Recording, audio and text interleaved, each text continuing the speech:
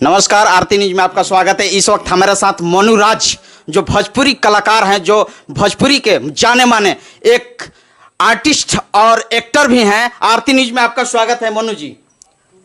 बहुत बहुत धन्यवाद। और आरती न्यूज की जितना भी सब्सक्राइबर बढ़े, श्रोतागण देखे ले, सब लोग के भोजपुरी समाज के तरफ से और मनु राज के पूरा टीम के तरफ से सब लोग का अभिनंदन बा।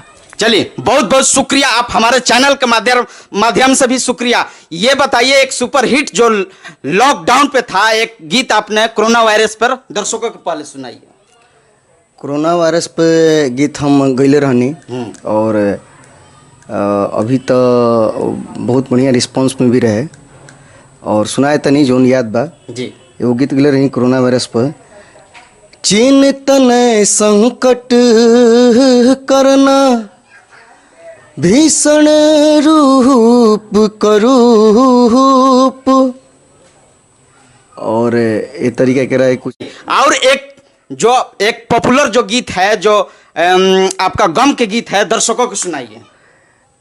हाल फिलहाल में एगो हमार बहुत रोमांटिक सॉन्ग आई रहे, तो हम रुआ के सुना रहा बनी।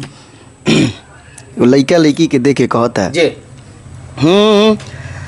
रूप तहर बा इतना सुंदर, छुप के देखेला चांद, अखिया के कजरा लाली, बिंदिया ले ली जान। रूप तहर बा इतना सुंदर, छुप के देखेला चांद, अखिया के कजरा लाली, बिंदिया ले ली जान। देख के हम तो पागल भईनी, मधुर मीठ मुस्कान, कि कौना माटी से गढ़ले भगवान, ए जाने इतना सुनर बाड़ू हो, तुह के देखी के डोलता ईमान, ए जाने इतना सुनर बाड़ू हो।